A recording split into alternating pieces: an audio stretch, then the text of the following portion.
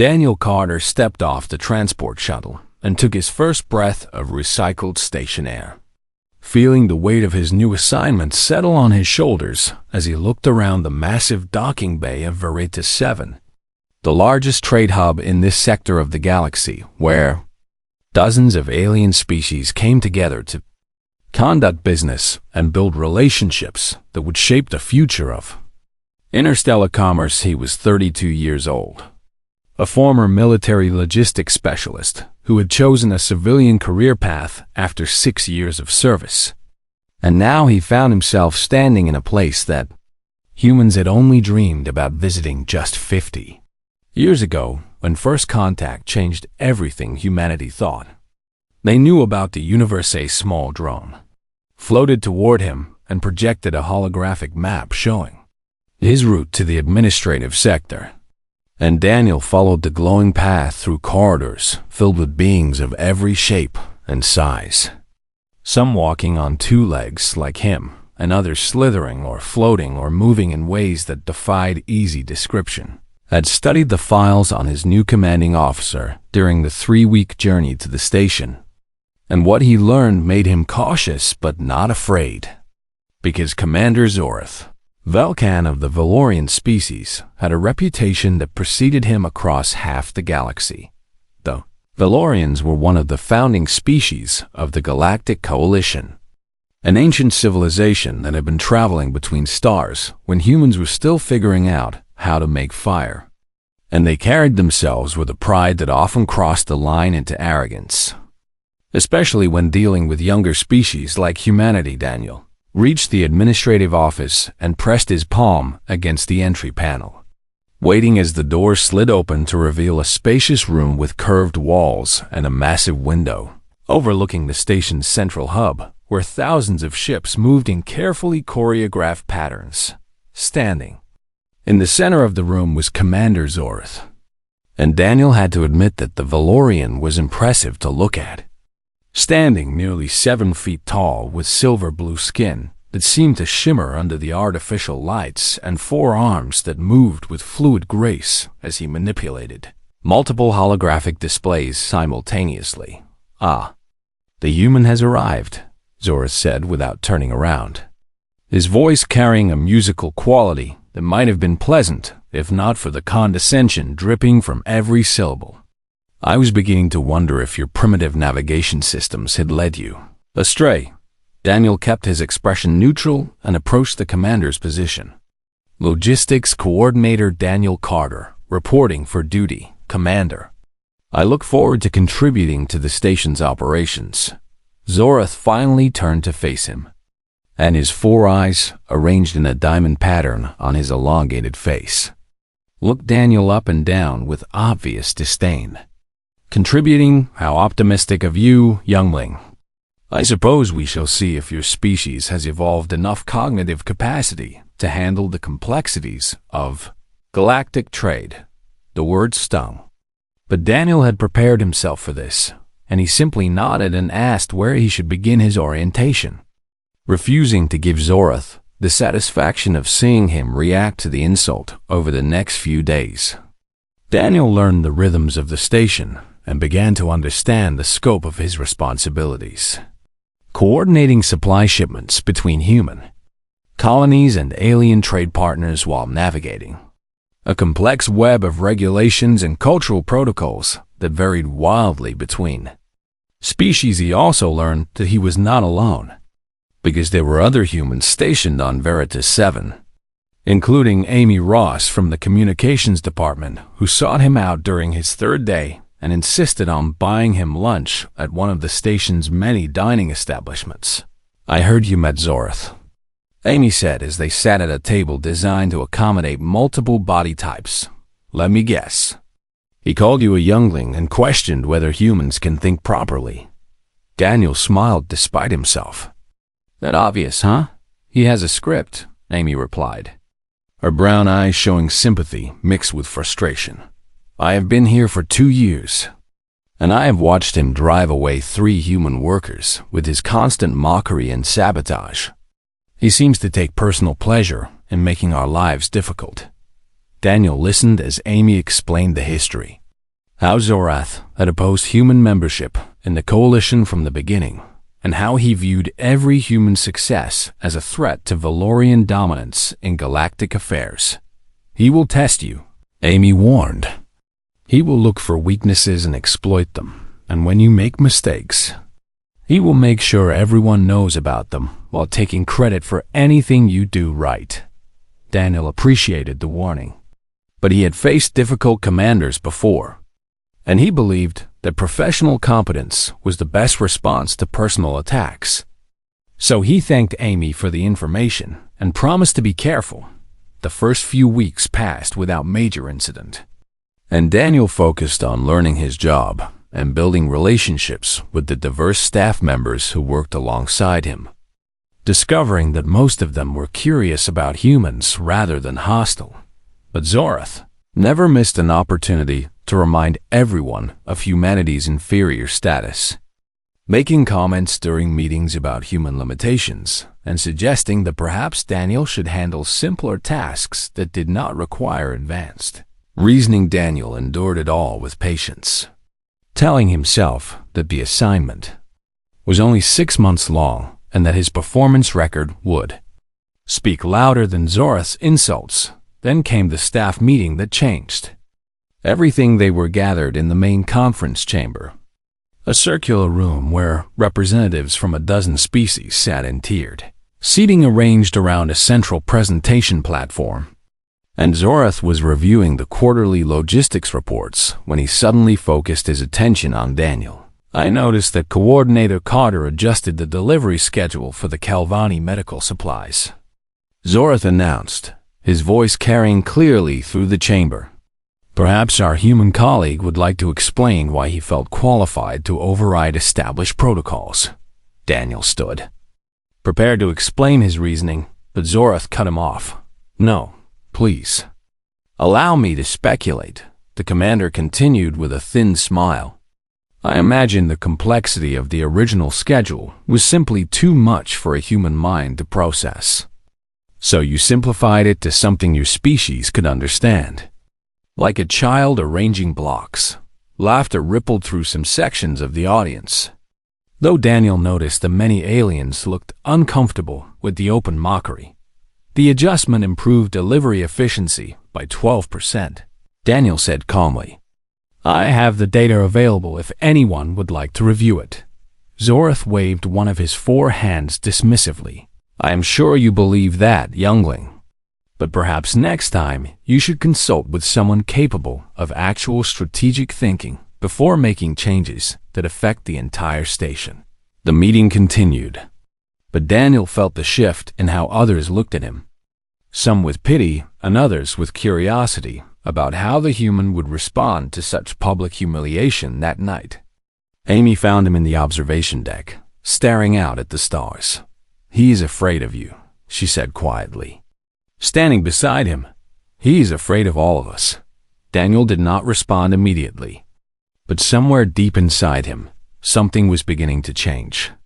A patience that had served him well for 32 years, starting to show its first cracks. 2 months had passed since Daniel arrived at Veritas 7, and the situation with Commander Zorath had grown worse with each passing week, evolving from occasional insults into a sustained campaign of mockery that followed. Daniel, wherever he went on the station, the commander had given him a nickname now, calling him the Pet in front of other staff members and suggesting that humanity's primary value to the coalition was providing entertainment for more advanced species. Daniel continued to perform his duties with quiet excellence, arriving early and staying late, double-checking every calculation and triple-checking every schedule, determined to give Zorath no legitimate reason to criticize his work. But legitimate reasons did not seem to matter to the Valorian commander. The station was preparing for a major summit that would bring together representatives from 12 different species to discuss new trade agreements and shipping routes. And the pressure on the logistics department was intense. Trade Minister Yathara of the Calvani delegation arrived 3 weeks early to oversee preparations. And Daniel found himself impressed by the elderly diplomat who moved slowly but observed everything with sharp, yellow eyes that missed nothing. During one of the planning sessions, Yethera watched Zorath interrupt Daniel 3 times in the span of 5 minutes. Each interruption accompanied by a dismissive comment about human capabilities afterward. The trade minister approached Daniel in the corridor. "You handle his provocations with remarkable composure," Yethera observed, her voice like rustling leaves. "I have seen warriors with less discipline," Daniel shrugged. "Losing my temper would not accomplish anything productive." "Perhaps," Yethera replied. "But there is a difference between patience and allowing oneself to be trampled. I wonder which category you fall into." Coordinator Carter. The question stayed with Daniel long after Yethera walked away that same week. Daniel made a friend in Kevin Moore, a human engineer who worked on the station's docking systems and who had been at Veritas 7 for almost 4 years. "You want to know why Zorath hates us so much?" Kevin said one evening as they shared drinks in one of the station's recreation areas. "It is not complicated, really. It is about power and fear." Kevin explained that the Valorians had dominated galactic trade for thousands of years, controlling the most important shipping routes and setting the rules that everyone else had to follow. Then humans showed up. Kevin continued, "And in just 50 years, we have established trade relationships with half the coalition. Our ships are faster than anyone expected. Our negotiators are creative in ways that older species find unpredictable. And our population is growing, while theirs has been stable for centuries." Daniel understood. "He sees us as a threat." "Not just a threat," Kevin corrected. "An existential crisis. The Valorians built their entire identity around being the best, the oldest, the most important. And now these upstart apes from a backwater planet are challenging that identity just by existing." A few days later, Daniel discovered how far Zorath was willing to go to undermine him. The commander called Daniel into his office and handed him a data tablet containing supply schedules for 3 incoming delegations, instructing him to coordinate the arrivals and ensure that everything was ready when the ships docked. Daniel spent hours reviewing the data and building a comprehensive logistics plan. But something felt wrong about the numbers. So he cross-referenced the information with the station's main database and found discrepancies. The arrival times Zorath had given him were wrong, not slightly wrong, but completely wrong, off by entire days in some cases. And if Daniel had followed the schedule without checking, he would have had supply teams waiting at empty docking bays while actual delegations arrived to find no one prepared to receive them. It was sabotage. Plain and simple. Daniel corrected the errors and completed his work on time, saying nothing about the discrepancies. But when the delegations arrived without incident, Zorath seemed surprised and then angry. During the next staff meeting, the commander announced that he had personally caught a significant error in the human coordinator's work and corrected it before any damage could be done. This is why oversight is so important when dealing with less developed species, Zorath declared. They simply cannot be trusted with critical tasks. Daniel sat in silence, his hands steady on the table, while inside his chest, something dark and hot began to grow. After the meeting, Amy caught up with him in the corridor, her face pale. "Daniel, I need to tell you something," she said, pulling him into an empty conference room. "I have been monitoring internal communications as part of my job, and I found something." She showed him copies of reports that Zorath had been filing with Coalition headquarters. Reports that painted Daniel as incompetent, unreliable, and potentially dangerous. "He's trying to destroy your career," Amy said. "These reports will follow you to every future assignment, and no one will hire a human with this kind of record." Daniel read through the lies, the fabricated incidents and exaggerated failures, and felt the last of his patience beginning to crack. "I am going to talk to him," Daniel said quietly. Amy grabbed his arm. "What are you going to say?" I'm going to ask him to stop." He found Zorath in the observation lounge. The commander standing alone by the massive windows and watching ships move through the darkness of space. "Commander, may I speak with you privately?" Zorath turned with that familiar expression of amused contempt. "Ah, the pet wants attention. Very well. Speak." Daniel kept his voice calm. "I know what you have been doing. The sabotage, the false reports, the public humiliation. I am asking you respectfully to stop. I have no interest in conflict. I just want to do my job," Zorath laughed. And the sound echoed off the glass. "Asking me to stop," the commander repeated. "How touching, how very human of you. Begging for mercy like a frightened animal." "I am not begging," Daniel replied. "I am giving you a chance to end this peacefully." Zorath stepped closer, using his superior height to loom over Daniel. "And what will you do if I refuse? Little human, will you cry to your superiors? Will you run back to your primitive planet, or will you simply break down like all the others who came before you?"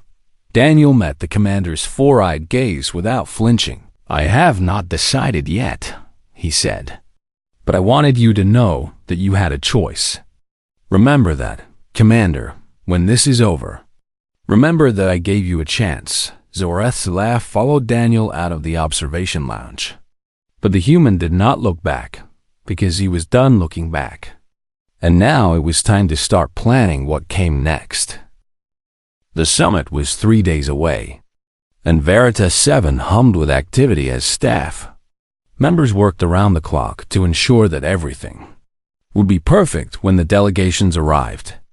For what many considered the most important gathering in a decade, Daniel had barely slept in the past week, and the exhaustion showed in the shadows under his eyes. But he refused to slow down because Zorath had assigned him the single most complex task in the entire operation.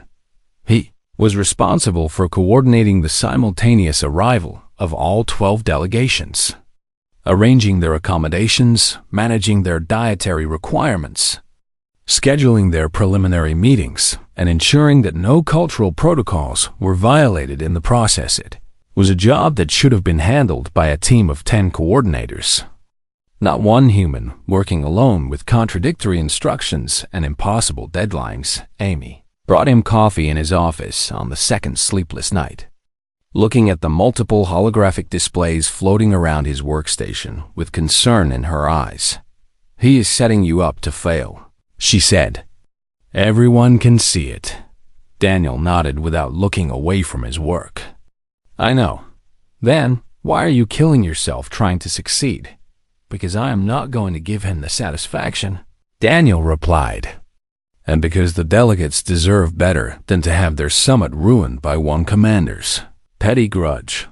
He worked through problems that Zorath had deliberately created, finding solutions that the Valorian probably never imagined a human could devise, adapting protocols from 3 different species to create a hybrid system that handled conflicts. Automatically, Kevin helped where he could, spending his off hours running diagnostics on docking systems to ensure that nothing would malfunction during the critical arrival.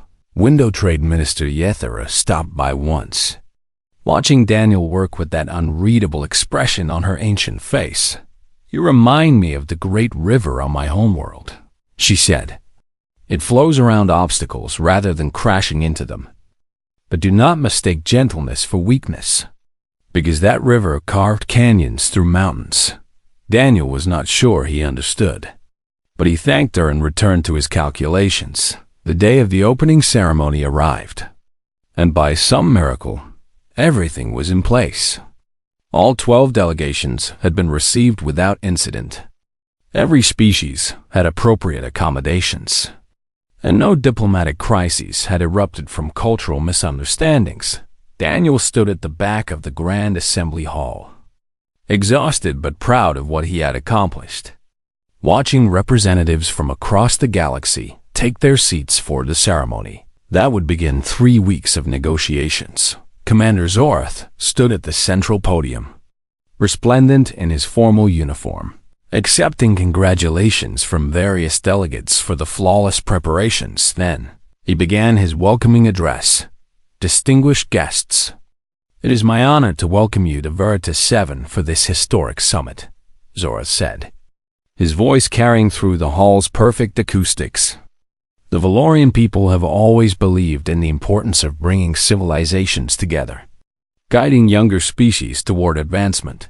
Daniel felt his jaw tighten but said nothing. Of course, not all species adapt to galactic society at the same pace, Zorath continued. And something in his tone made Daniel pay closer attention. Some remain amusing novelties, curiosities that we tolerate for their entertainment value rather than any meaningful contribution. A few delegates shifted uncomfortably in their seats. Humanity, for example, Zorath said, and now he was looking directly at Daniel across the crowded hall. They try so hard, do they not, like children playing at adult games? It was almost endearing. The hall fell silent. Something inside Daniel shifted. Years of patience, of turning the other cheek, of absorbing insults and sabotage without complaint. All of it came together in a single moment of absolute clarity. He was done. Daniel stepped forward from his position at the back of the hall, and heads turned to watch him walk down the central aisle toward the podium where Zorath stood with a satisfied smirk on his silver-blue face. What are you doing, youngling? Zorath asked, his voice dripping with amusement. Have you forgotten your place? Daniel stopped in front of the podium and turned to face the assembled delegates. Trade Minister Yethara, he said, his voice steady and clear. I request permission to address this assembly. Yethara's yellow eyes gleamed with something that might have been anticipation. Permission granted, Coordinator Carter. Zorath's smirk faltered. This is highly irregular. The human has no standing to address the summit delegates. He has been granted standing. Yethara replied calmly. Continue. Coordinator. Daniel activated his personal data tablet and projected a holographic display that floated above the assembly, where everyone could see it. Distinguished delegates, I want to show you what has been happening on this station for the past 3 months, he began. I want to show you the truth about the preparations for this summit. The display showed communication logs, schedule discrepancies, and falsified reports, each piece of evidence building on the last to create an undeniable picture of systematic sabotage.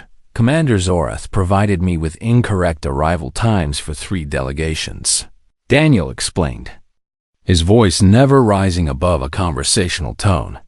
If I had not independently verified the information, the Kelvani, Throshan, and Mandari delegations would have arrived to find no preparations made for their reception.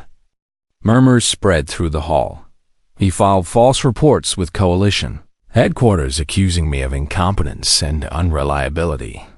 Daniel continued, showing the documents on the display. Every accusation was fabricated, as the actual performance records demonstrate.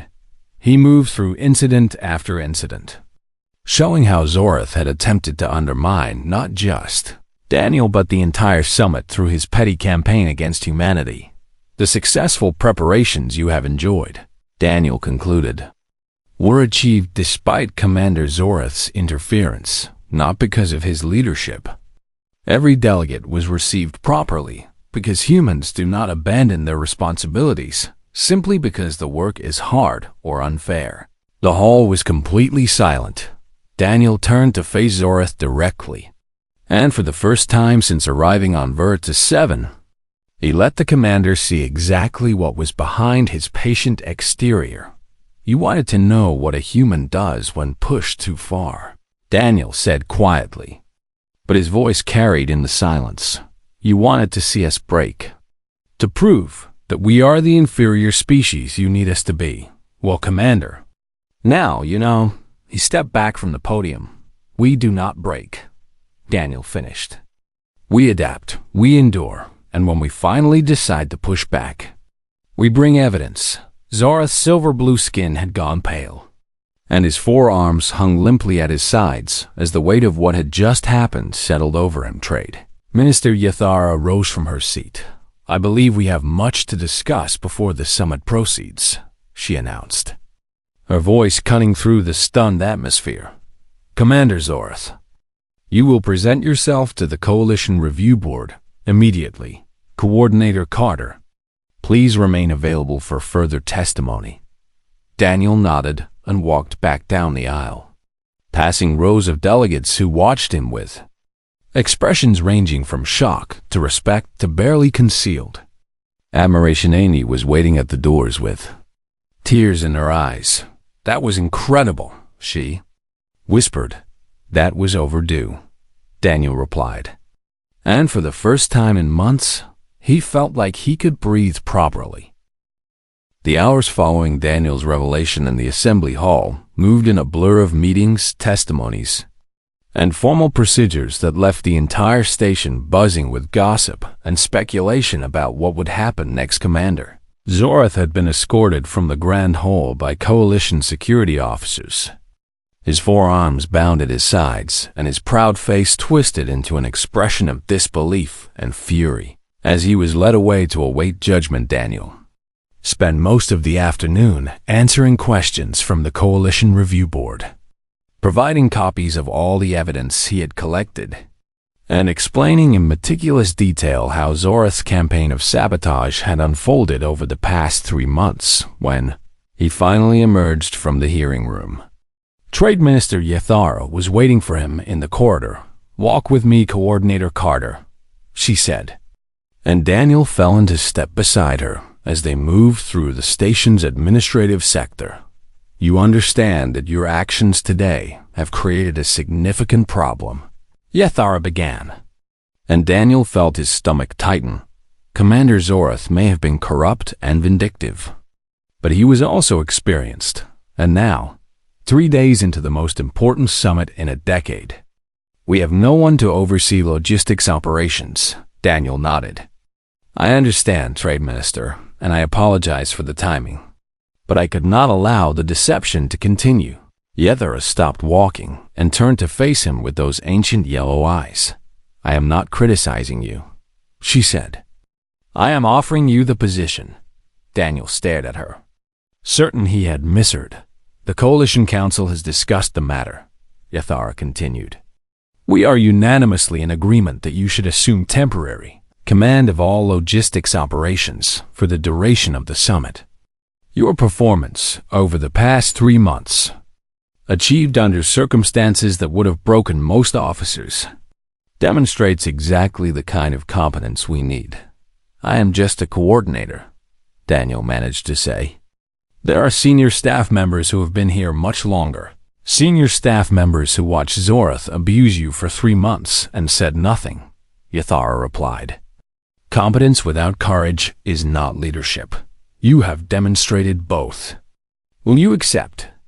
Daniel thought about Amy's warning that this would put a target on his back, about the political implications of a human assuming a position held by a Valorian for the past 20 years, about everything that could go wrong. Then he thought about the delegates who had come from across the galaxy for this summit, and how they deserved someone who would put their needs first. "I accept," he said. The transition happened faster than Daniel expected, and within hours, he found himself standing in Zorath's former office, the holographic displays now responding to his commands and the station's logistics networks awaiting his direction. Amy found him there late that evening, staring at the enormity of the task ahead. "You look terrified," she observed. "I am," Daniel admitted. "This is not what I came here to do." "No," Amy agreed, "but it is what you are capable of doing. And right now that matters more than what you planned." Daniel spent the first night reviewing every system and procedure, identifying inefficiencies that had accumulated under Zorath's leadership and developing solutions that would streamline operations without disrupting ongoing work. By the second day, he had implemented changes that improved communication between departments by 40%, reduced average response times for supply requests, and eliminated redundant approval processes that had been slowing everything down for years. spread quickly through the station that the human coordinator was not just competent, but genuinely talented. And staff members who had kept their distance during Zorath's reign began approaching Daniel with suggestions and ideas they had been too afraid to share before Kevin appeared at his door on the third morning with a grin on his face. "You are becoming something of a legend," the engineer said. "I heard a Throshan delegate tell his aide that the human was the best logistics coordinator he had encountered in 50 years of summits." Daniel shook his head. "I am just doing the job. That is what makes it impressive," Kevin replied. "Most people in your position would be trying to prove something. You are just trying to help people." The summit proceeded smoothly for the next 2 weeks, and Daniel found himself settling into a rhythm that felt natural despite the pressure, handling crises with calm efficiency and earning the respect of species who had barely acknowledged humanity's existence before then. Zorath struck one final time. Daniel was reviewing supply manifests late one night when alarms began flashing across his displays, indicating critical data corruption in the main logistics database. Someone had introduced a virus into the system, and it was systematically destroying scheduling information that the entire summit depended on. Daniel worked through the night, isolating the corrupted sectors and rebuilding lost data from backup archives, while simultaneously keeping essential operations running through manual overrides. By morning, he had not only repaired the damage, but traced the attack back to its source, a terminal in the detention area where Zorath awaited his tribunal hearing. Security officers searched the commander's quarters and found the equipment he had used to access the station systems remotely, adding another charge to the growing list of offenses that would be presented to the tribunal. Several Valorian officers approached Daniel privately in the following days, their expressions showing a mixture of shame and admiration. "We want you to know that Zorath does not represent our species," a young lieutenant named Felvar told him. "Many of us have been impressed by human capabilities since you first joined the coalition, but Zorath's influence made it dangerous to say so openly." Daniel accepted their words with grace, knowing that building bridges was more important than holding grudges. "I have never believed that one person represents an entire species," he replied.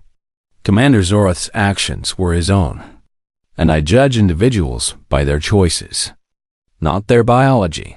The summit entered its final week, and Trade Minister Yathara called a special session of the Coalition Council to formally address Zorath's conduct. Daniel was summoned to testify once more, and as he stood before the assembled representatives of 12 civilizations, he realized that he was no longer the overlooked human coordinator who had arrived at Veritas 7 3 months ago. He had become something else, a symbol of what humanity could achieve when given the chance. "Coordinator Carter," Yathara said as the session concluded, "the Council would like to express its gratitude for your service during this summit.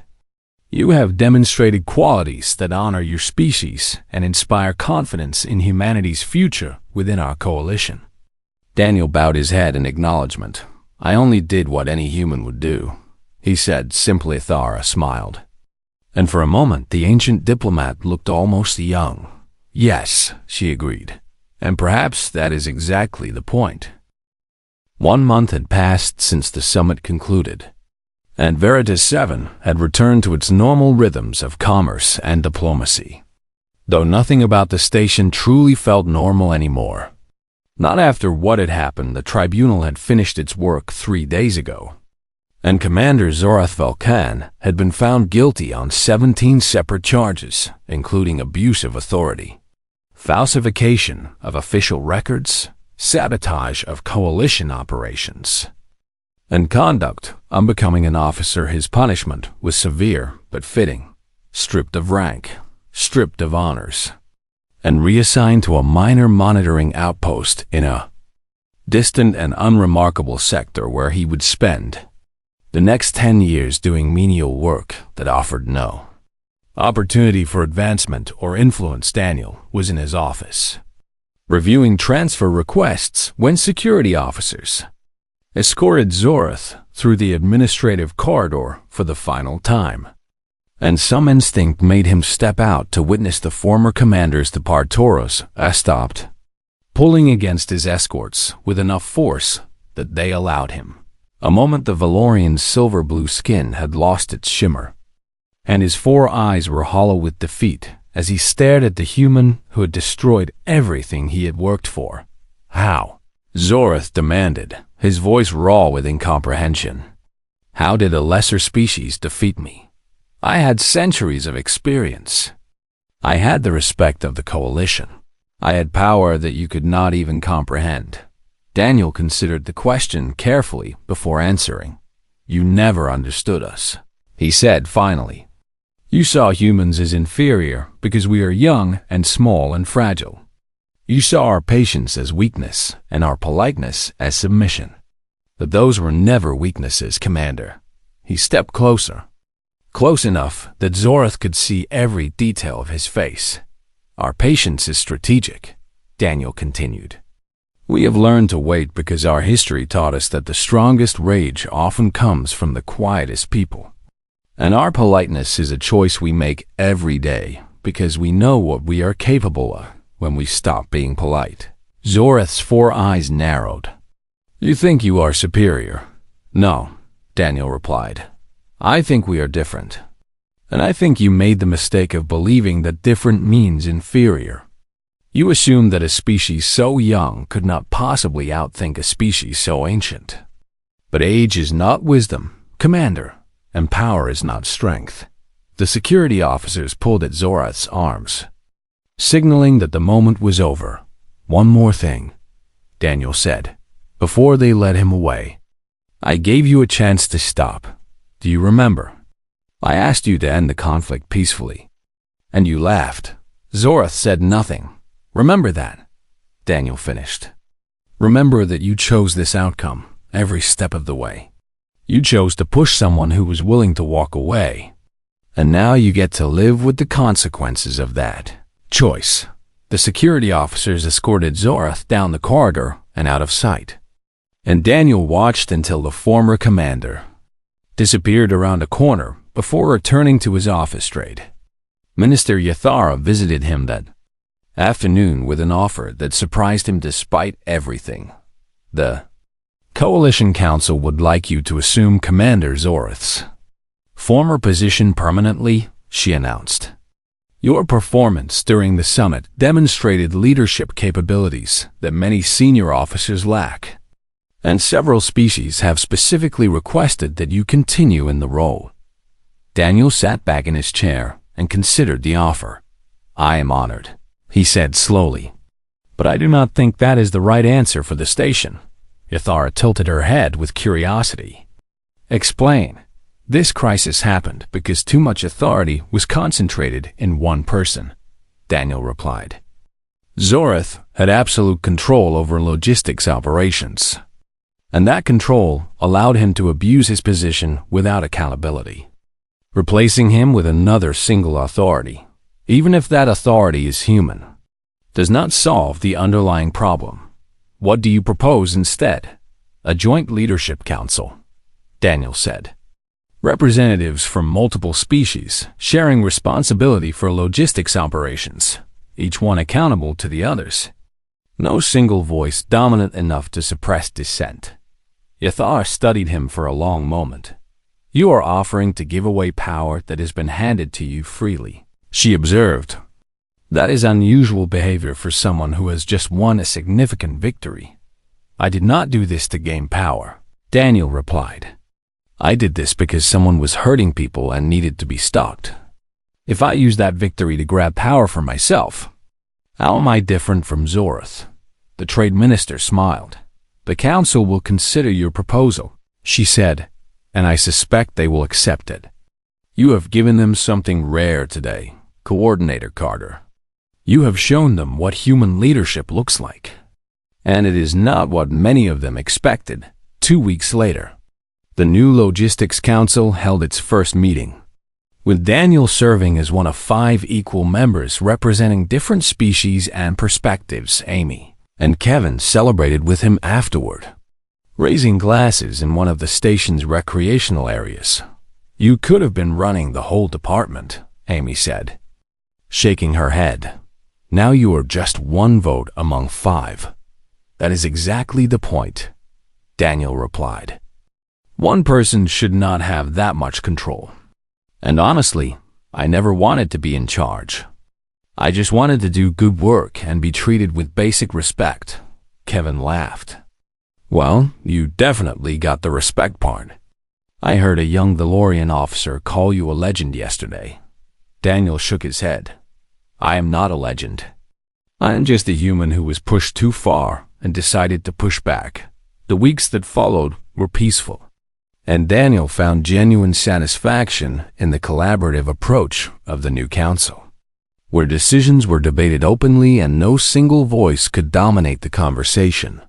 Then one morning, a new Valorian officer arrived at the station. She was young by Valorian standards, barely into her 2nd century, and she approached Daniel's office with obvious nervousness in her step. "Coordinator Carter," she said, her silver blue skin pale with apprehension. "I am Lieutenant Sarah Velthon, newly assigned to the logistics department. I wanted to introduce myself before my first shift." Daniel noticed her family name and saw the fear in her 4 eyes, the worry that she would be judged for sharing blood with the commander who had become synonymous with dishonor. He stood and offered his hand in the human gesture of greeting. "Welcome to Veritas 7. Lieutenant," he said warmly. "Let me know if you need anything as you settle in." Sarah stared at his hand for a moment, then slowly reached out and clasped it. "You are not what I expected," she admitted quietly. "Nobody ever is," Daniel replied with a smile. "That is one of the first things I learned when I came here. People are always more complicated than the stories we tell about their species." He released her hand and gestured toward the door. "Come on. I will show you around the department and introduce you to the team. We have a shipment coming in from the Kelvani homeworld tomorrow, and we could use someone with your training to help coordinate the receiving protocols." Sarah followed him out of the office, and as they walked through the corridors of Veritas 7, Daniel thought about how much had changed since he first arrived at this station. He had come here as an overlooked coordinator from a young species, dismissed and mocked by those who considered humanity inferior.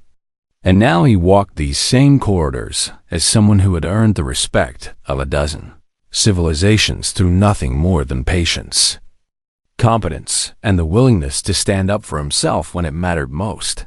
That was the human way.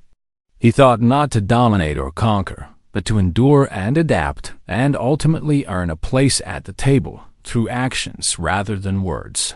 He glanced at the young Valorian walking beside him, nervous and uncertain, but determined to prove herself on her own merits. "You are going to do fine here," Daniel told her. "Just remember that what matters is how you treat people, not what species you come from or who your relatives might be." Sarah looked at him with something like hope in her 4 eyes. "Thank you, Coordinator." Daniel smiled and turned his attention back to the path ahead. There was work to be done, and that was exactly how he liked it.